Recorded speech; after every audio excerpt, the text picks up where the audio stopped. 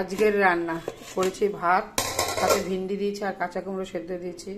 এখানে হচ্ছে রুটি,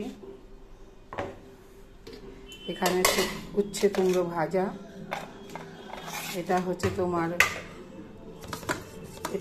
গাটি কচু আলু দিয়ে ধনে পাতা দিয়ে তরকারি করেছি।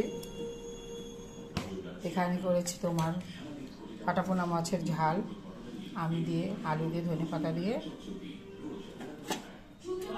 এখানে করেছি মাছের মুড়ি দিয়ে মুগের ডাল।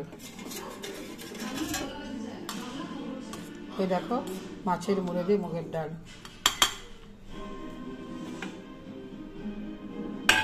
আর মাছের ঝাল, এখানে হচ্ছে পাঁচমিশালি তরকারি। এই হচ্ছে আমাদের আজকের মেনু।